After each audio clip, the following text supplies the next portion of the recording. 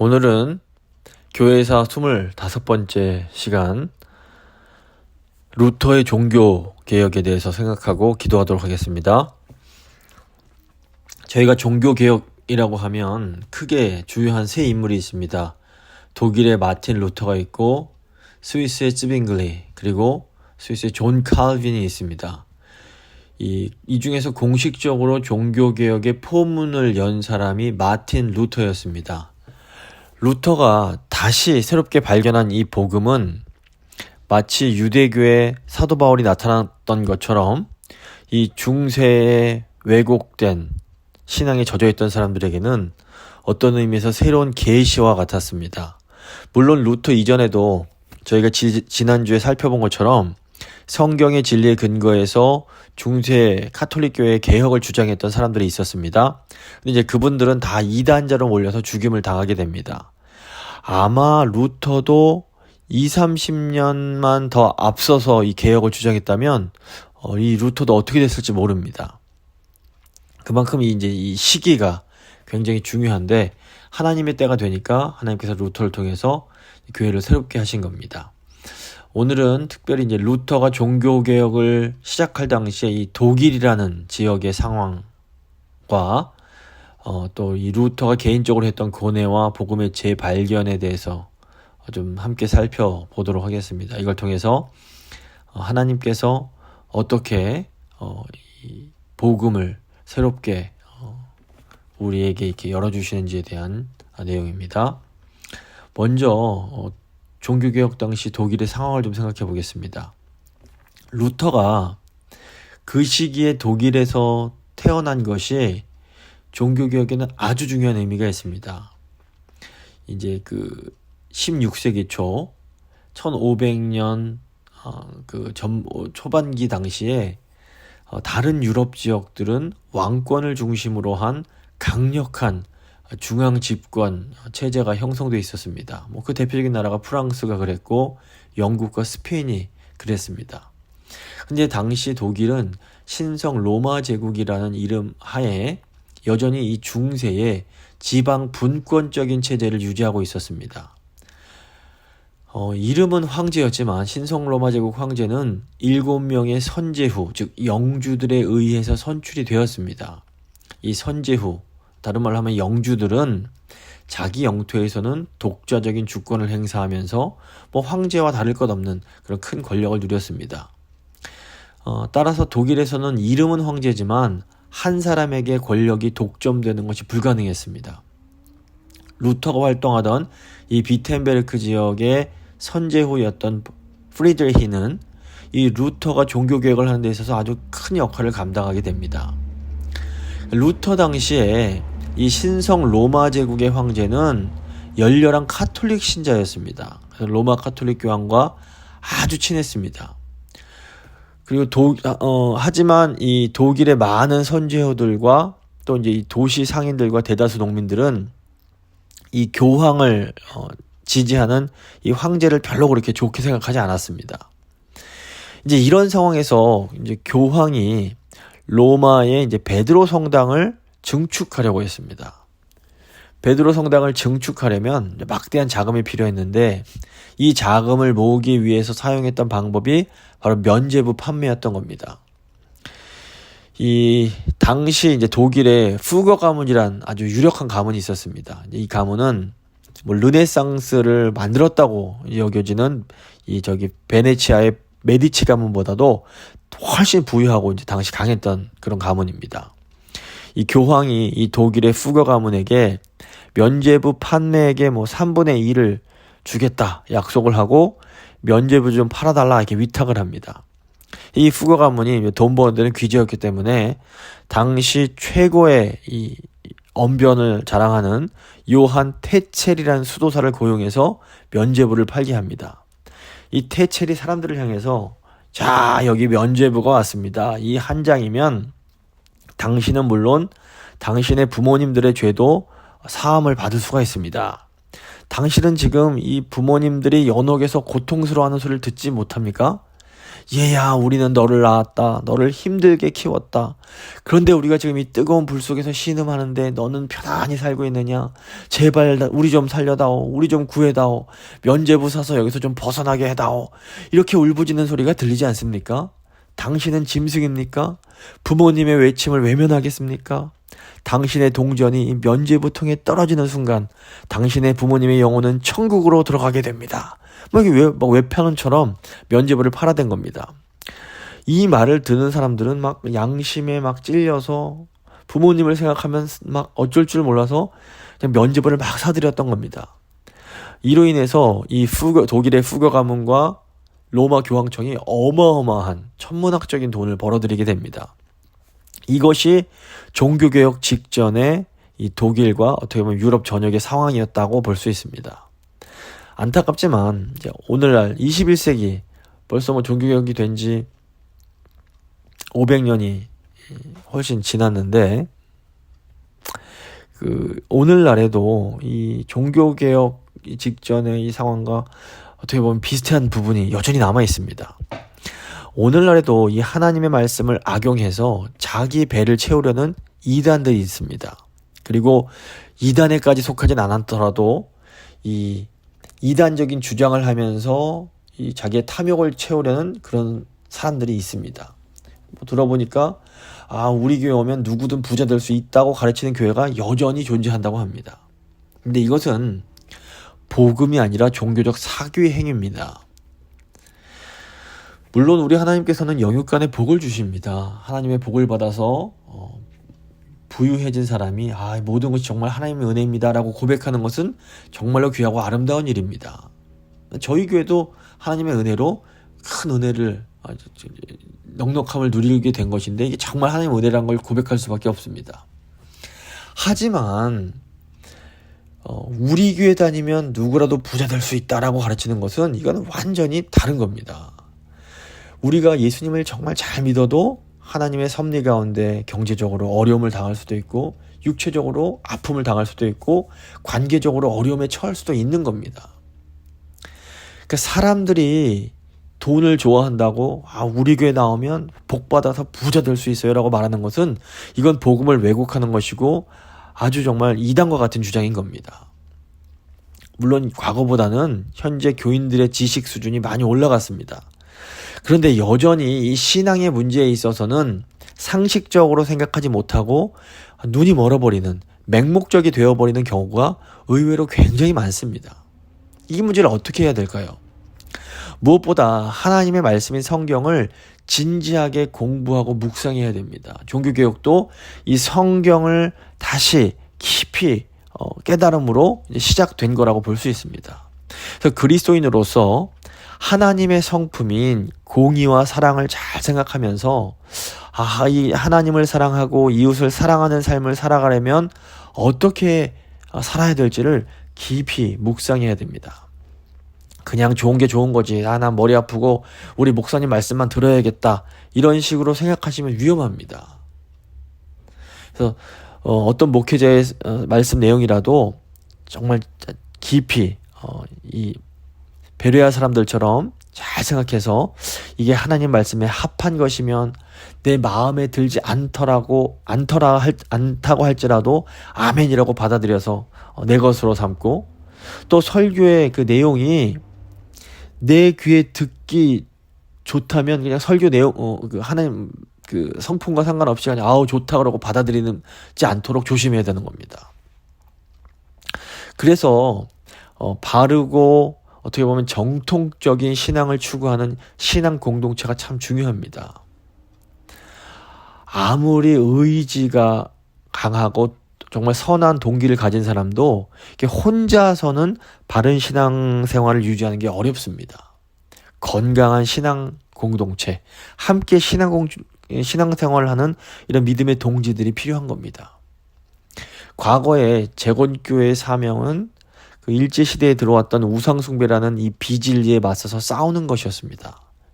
재건교회가 이전에 그 시대적 사명을 잘 감당했습니다. 근데 오늘날 이 시대의 재건교회 사명은 이런 세상적인 가치관, 돈이 최고고 뭐 쾌락이 최고고 하는 이런 세속적 가치관에 맞서서 싸우는 건강한 신앙 공동체, 건강한 믿음의 교회를 만들어가는 것이 되어야 되는 겁니다. 자, 이제 루터가 경험했던 이런 신앙적 고뇌와 복음을 재발견하는 과정에 대해서 좀 생각해 보겠습니다. 이것도 저에게 의미하는 바가 큽니다. 이 독일은 광산이 유명합니다. 그래서 1960년대, 70년대에 한국이 경제적으로 힘들 때 많은 분들이 이제 독일의 광부와 간호사들로 파견되었던 거 기억하실 겁니다. 이 루터의 아버지 한스 루터라는 분은 이 광부 출신으로 광산을 개발해서 부자가 된 사람이었습니다. 그래서 한스 루터는 아들 마틴 루터를 법률가로 만들고 싶어 했습니다. 이 자수성가한 아버지가 아들을 이제 법대에 보내서 뭐 판사 되게 하고 뭐 검사 되게 만들고 싶은 뭐 그런 것과 비슷합니다. 이 아버지는 성격이 매우 강했던 반면에 이 루터는 감성이 풍부하고 음악을 사랑했다고 합니다. 저희가 이제 함께 불렀던 내주는 강한 성요, 이것도 루터가 이렇게 만들어낸 겁니다. 하지만 이제 루터가 아버지한테 순종해서 이제 대학에서 법을 공부했습니다. 근데 방학이 돼서 집으로 가는데 번개가 루터 바로 앞에서 쳐서 나무가 이게 쫙 쪼개지고 이런 일이 일어났습니다. 이때 루터가 너무 무서워서 땅에 머리를 박으면서 성 안나여 구해주시옵소서, 저를 구해주시면 제가 수사가 되겠습니다, 이렇게 고백을 합니다. 이 성 안나는 마리아의 어머니로 알려진 그 사람입니다. 근데 당시 독일 광부들의 수호 성인이었습니다. 그러니까 루터가 성장할 때에는 예수님께 기도하고 성장한 것이 아니라 이 당시에 이제 성인 숭배의 이런 관행이 있었는데, 당시 독일 광부들의 그 성인이던 성 안나한테 기도를 하면서 자라났던 겁니다. 이만큼 이제 중세가 굉장히 이렇게 타락을 했던 겁니다. 그러니까 중세 사람들은 예수님은 너무 높은 신이라서 함부로 예수님께 기도하지도 못하고 다른 그 아래에 있는 어떤 성인들에게 이제 기도를 했던 겁니다. 이게 과거에 이 사람들이 믿던 그런 우상 신들을 기독교 성인으로 바꿔놓은 것과 비슷합니다. 이제 결국 루터가 이제 이런 일이 있은 후에 아버지와 상의도 하지 않고 성 어거스틴 수도에 들어가 버립니다. 그러니까 법대를 잘 다니던 애가 고시 보는 거 포기하고 신학교에 들어가는 것과 비슷합니다. 이로 인해서 이제 루터가 일평생 아버지와 굉장히 불편한 관계를 갖게 되었다고 합니다. 이제 루터는 수도원에 들어가면 자신의 죽음에 대한 고뇌가 깨끗하게 해결될 거라고 생각을 했습니다. 당시 루터가 들어갔던 이 어거스틴 수도에는 고행을 강조하던 곳이었습니다. 이 루터 마음속에 영적인 고뇌가 있었습니다. 이제 죄의식이 있었던 건데, 의로우신 하나님에 대한 두려움과 연옥에 대한 두려움이 그 안에 있었습니다. 루터가 내가 수도사가 되면 이 괴로움이 사라지겠지, 내가 의롭게 될 수 있겠지, 이런 생각을 했던 겁니다. 카톨릭도 기독교이기 때문에 하나님의 은혜를 강조합니다. 문제는 하나님의 은혜를 받으려면 이 은혜 받을 자격을 갖춰야 된다라고 가르치는 겁니다. 그래서 은혜를 받을 자격을 갖추기 위해서 내가 노력을 해야 되는 겁니다. 루터가 굉장히 순진하고 아주 솔직한 성격이었다고 합니다. 그래서 성경을 열심히 읽고 고행도 열심히 하는 모범 수도사였습니다. 근데 문제는 아무리 고행을 열심히 해도 이 죄의식의 문제가 해결되질 않더라는 겁니다. 아무리 노력을 해도 온몸과 정성으로 하나님을 사랑하지 못하고 내 몸처럼 이웃을 사랑하지 못하는 자기 모습을 루터가 발견하게 됩니다. 그래서 이제 수도원에서 이제 고해 성사를 하는데, 이 고해 성사 시간이 점점 길어집니다. 처음에 15분 하던 것이 30분이 되고, 이게 50분으로 늘어나고 1시간, 2시간 점점 늘어납니다. 너무 고해를 오래 하니까 이제 다른 수도사들이 저 루터 저 인간이 일하기 싫어서 저 고해 성사 이렇게 저기 처박혀 있는 거다, 이렇게 오해할 정도가 됩니다. 근데 루터는 진지했습니다. 이 죄의식의 문제가 너무 컸기 때문에 이 심령의 고통의 문제로 엄청나게 고민을 하기 시작합니다. 그래서 이 루터의 회심의 체험을 보면 이 개신교의 본질이 무엇인지를 알 수가 있게 됩니다. 루터가 어쨌건 간에 이 열심히 이렇게 고뇌하면서 성경을 열심히 공부해서 이 성경 박사 학위를 받고 교수가 됩니다. 그런데 교수가 된 이후에도 여전히 그 심령에 있는 그 죄의식, 내가 과연 하나님 앞에 의롭게 될 수 있을까? 이 문제가 해결이 되질 않았던 겁니다. 결국 이제 비텐베르크의 대학의 교수가 된 루터가 학생들에게 성경을 강의하기 시작합니다. 1513년부터 2년 동안 시편을 쭉 강의하고 1515년부터는 로마서를, 그리고 1516년에는 갈라디아서를 강의하고 1517년에는 히브리서를 강의하게 됩니다. 그러다가 로마서 1장 17절을 읽으면서 이 17절 로마서를 1장 17절을 연구하면서 아주 놀라운 회심 체험을 하게 됩니다. 로마서 1장 17절 말씀은 이겁니다.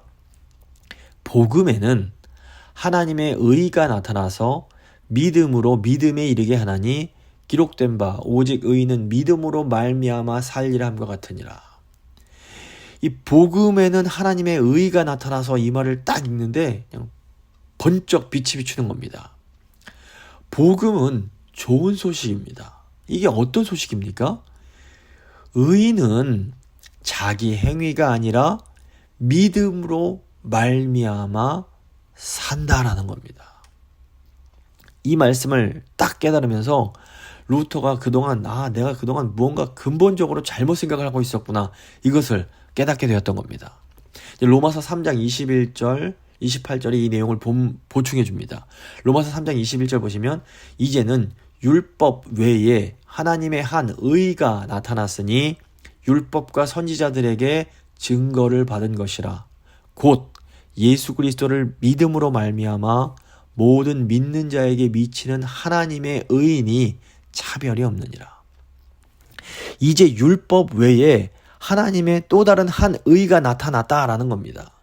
지금까지 루터는 내가 열심히 노력해서 열심히 회개하고 열심히 선을 행해야 의로워질 수 있다라고 생각을 했습니다. 그래서 죽을 힘을 다해서 교회가 요구하는 것들을 지키려고 했던 겁니다. 그런데 율법을 지키면 지킬수록 의로워지기는커녕 자신이 하나님 앞에서 얼마나 더럽고 추한 존재인지를 깨닫게 되었던 겁니다.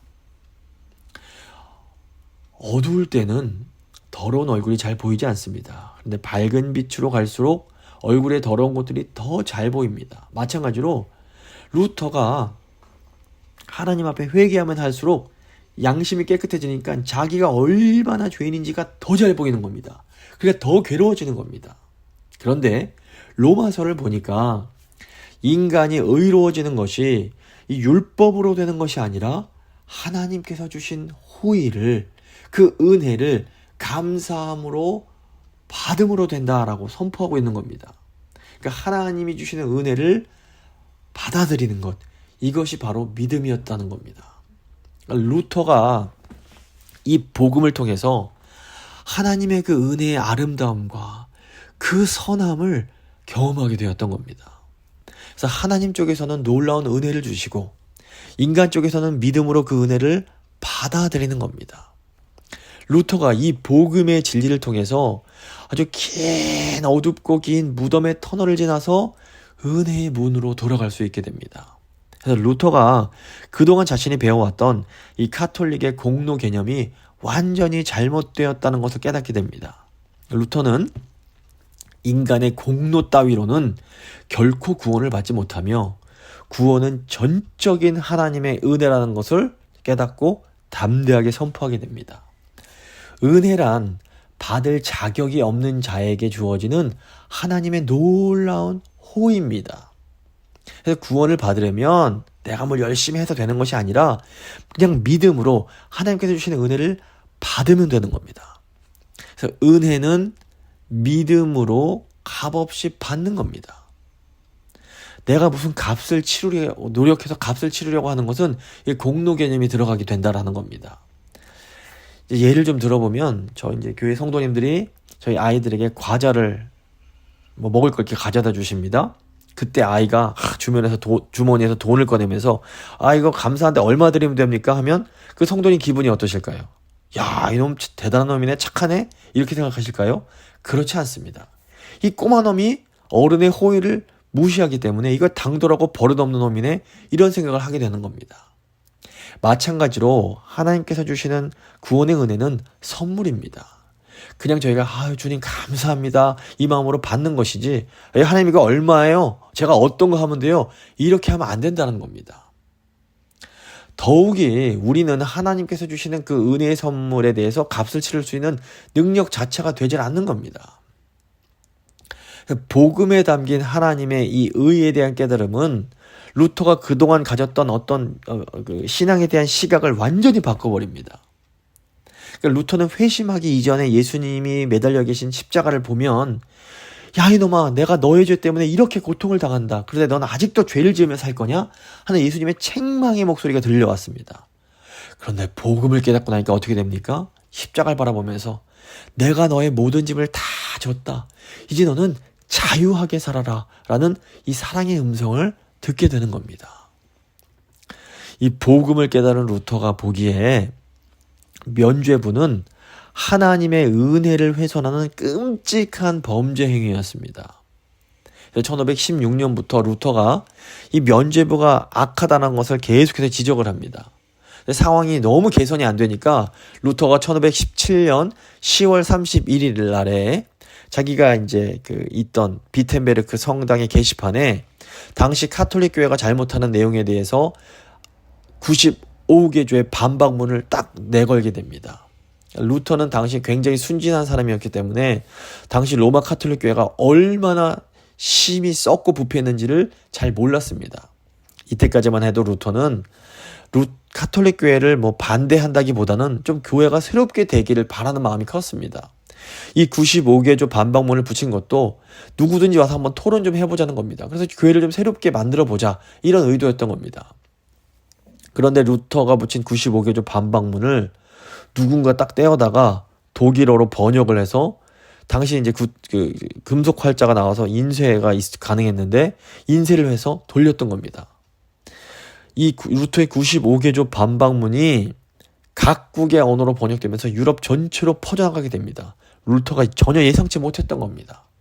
근데 사람들이 루터의 95개조 반박문의 내용에 크게 공감을 하면서 점점 면죄부가 팔리지 않고 결국 면죄부 판매가 중지되는 일이 생깁니다. 정말 생각지도 못했던 엄청난 파급 효과가 일어났던 겁니다. 면죄부 판매가 안 되니까 교황청이 루터를 타일러서 야, 그 주장 좀 철회시켜라, 이렇게 이제 타일릅니다. 루터는 근데 양심에 충실했기 때문에 자기 뜻을 굽히지 않습니다. 결국 카톨릭 교회가 루터에게 60일 안에 그 주장 철회하지 않으면 너 파문해버리겠다 협박을 합니다. 근데 루터가 비텐베르크 대학 교수들과 학생들 앞에서 교회가 보낸 교황의 칙령, 너 빨리 이거 취소 안 하면 너 파문시킨다 라는 이 칙령을 불태워버립니다. 또 이 루터가 교황이 보낸 칙령을 불태웠다는 소식이 독일 국민 전체를 막 흥분의 도가니로 몰아넣었습니다. 로마 교황청은 루터를 파문했지만 아무도 이것에 대해서 루터 큰일 났다 이런 생각을 하지는 안 하게 되는 분위기가 됐던 겁니다. 이 시기와 때가 정확하게 맞았던 겁니다. 결국 로마 교황청은 이제 로마 교황과 가까웠던 당시 신성 로마 제국, 이제 독일의 황제를 통해서 이 문제를 좀 해결해 보려고 합니다. 신성 로마 제국 황제가 보름스란 지역에서 국회를 소집했고 루터를 소환합니다. 사람들은 루터한테 가지 말라고, 가면 위험하다고 이렇게 말을 했습니다. 하지만 루터는 하나님을 신뢰하면서 죽음을 각오하고 황제의 근위병의 호의를 받으면서 이 보름스에 가게 됩니다. 그리고 황제 앞에서 루터가 아주 당당하게 말을 합니다. 황제 폐하, 저의 대답은 이것입니다. 저는 수없이 오류를 범한 교황과 공의회를 믿고 따르지 않습니다. 제 양심과 성경에서 직접 가르쳐주지 않는 한 저는 저의 주장을 철회할 수도 없고 철회하지도 않겠습니다. 오 하나님, 저를 도우소서. 제가 여기 있나이다. 이때 루터가 고백했던 내용이 내 주는 강한 성이요라는 이 찬양으로 나오게 됩니다. 일주일 후에 황제는 루터를 이단으로 규정하고 루터와 그를 따르는 사람들도 사형과 재산을 몰수하겠다는 그런 내용의 보름스 칙령을 발표하게 됩니다. 황제는 사실 루터를 정죄할 근거를 찾지 못했습니다. 하지만 정치적인 이유로 루터를 이단자로 내몰아 파문을 했던 겁니다. 근데 당시 이단자로 파문을 당한 사람은 누가 와서 그냥 칼로 찔러 죽여도 처벌을 받지 않을 수 있는 그런 시대였습니다. 그러니까 파문을 당한 루터는 교황 측이 보낸 사람들에 의해서 언제라도 암살을 당할 수 있는 굉장히 위험한 상황에 놓이게 됩니다. 보름스에서 열린 국회에서 파문을 당하고 다시 비텐베르크로 돌아가는 길에 루터가 납치를 당합니다. 그런데 이 루터를 납치한 사람은 이 교황 측이 아니라 루터가 가르치던 이 비텐베르크 대학 설립자였던 독일의 선제후 프리드리히였습니다. 선제후 프리드리히는 어떻게 해서라도 이 루터를 보호하고 살리고 싶어 했던 겁니다. 그래서 이 프리드리히 선제후의 보호 속에서 루터가 마르트부르크라는 성에서 세상이 좀 잠잠해질 때까지 10개월 동안 숨어 지내게 됩니다. 그리고 이 시기에 루터가 신약 성경을 독일어로 번역을 하게 됩니다. 당시 비텐베르크는 이제 급진적인 개혁을 요구하는 사람들이 너무 많았습니다. 이제 루터가 불을 지펴 놓으니까 사람들이 막 난리가 났던 겁니다. 개혁해야 된다 그러니까 이 너무 혼란스러우니까 사람들이 루터가 다시 돌아오기를 바랬고 결국 루터가 이제 비텐베르크에 돌아와서 이런 과격한 개혁을 하는 사람들을 물리치고 이제 온건하게 개혁을 해 나아가기 시작합니다. 이제 루터가 하는 설교와 함께 이 개신교 운동이 점점 확산돼 갑니다. 독일의 남부 독일에서 시작된 이 개신교 운동이 그 아래쪽에 있는 오스트리아, 또 헝가리, 프로이센, 저 서쪽에 있는 네덜란드까지로 점점 확산이 되어 갑니다. 우리나라, 그러니까 한국에는 장로교와 감리교는 많지만 루터교는 아마 못 들어보셨을 겁니다. 하지만 전 세계적으로 개신교 중에서 가장 큰 교파가 바로 루터파입니다. 그래서 유럽은 독일도 그렇고 저기 덴마크도 그렇고 나라 자체가 루터교가 국교인 나라들이 많습니다. 그래서 전 세계적으로 보면 개신교 중에서 루터파가 가장 큽니다. 이 루터의 신학은 철저하게 복음 중심적입니다. 그런데 이 루터교에서 예배를 드릴 때의 형식은 굉장히 온건한 개혁을 하려고 했습니다. 그래서 우리 이제 장로교와 같은 개혁파는 성경이 해라라고 가르치지 않는 것들은 다 필요 없으니 없애자라는 입장이었습니다. 그래서 장로교의 그 예배 스타일은 굉장히 심플하고 간소합니다. 하지만 루터교를 보면 성경이 하지 말라고 제안하는 것 아니라면 구태여 과거에서부터 내려온 전통적인 것들을 없앨 필요는 없지 않느냐 이런 입장이었습니다. 그래서 루터교가 드리는 예배를 보면 카톨릭과 비슷한 부분이 굉장히 많습니다. 그러니까 루터교는 신학적으로는 굉장히 복음주의적이고 급진적이지만 그 형식에 있어서는 온건하기 때문에 전통을 그냥 다 없애지 않았던 겁니다. 그래서 이제 오늘날 루터교가 드리는 예배를 보면 이거 뭐 카톨릭 같네 이런 생각이 들 수도 있는 겁니다. 이제 다음 주에는 좀 더 구체적으로 이 마틴 루터의 신학 사상에 대해서 좀 살펴보도록 하겠습니다. 오늘 나눈 말씀 내용을 좀 살펴보면 마틴 루터가 종교개혁을 할 당시에 독일의 카톨릭 교회는 굉장히 타락해 있었습니다.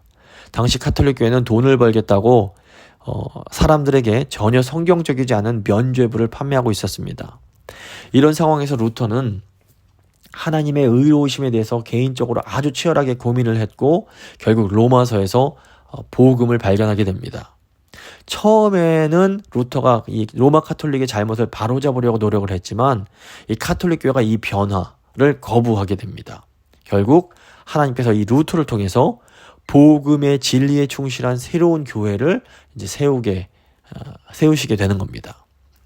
오늘날에도 하나님은 이 복음에 충실하기 위해서 신음하고 고뇌하는 사람들을 통해서 신실한 하나님의 교회를 이어 나아가게 하십니다.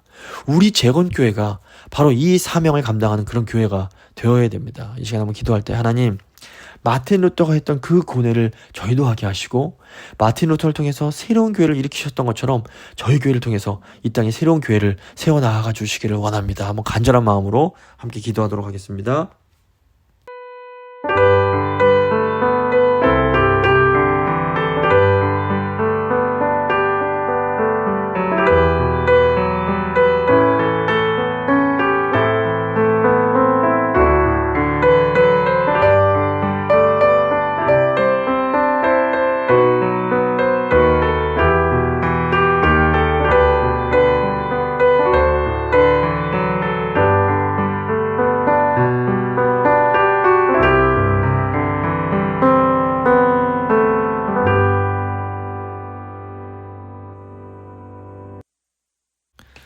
살아계신 하나님 감사합니다. 오늘 루터를 통해서 또 저희 개신교의 그 중심을 다시 한번 깨닫게 됨을 감사드립니다. 주님, 구원은 오직 은혜로, 하나님의 은혜로 또 믿음을 통해서 받는다는 것 다시 한번 기억합니다. 저희의 공로로는 구원을 얻을 수 없습니다. 주님, 하나님께서 이 루터를 통해서 새로운 교회를 세우셨던 것처럼 이 시대도 지금 어둡고 혼탁한데 아버지, 저희 교회를 통해서 또 이 세상 가운데에 새롭고 신실한 교회를 이어가실 수 있기를 저희가 간절히 소망합니다. 저희 재건교회 연약함이 있지만 믿음으로 살아온 교회 요원이 아버지 저희를 사용하여 주시고 저희 교회를 통하여 아버지 이 땅 가운데에 정말 건강하고 바른 교회를 세워 나아갈 수 있도록 주여 저희를 사용하여 주시옵소서. 모든 것 주께 의탁드리며 귀하신 우리 주 예수 그리스도의 이름으로 기도드립니다. 아멘.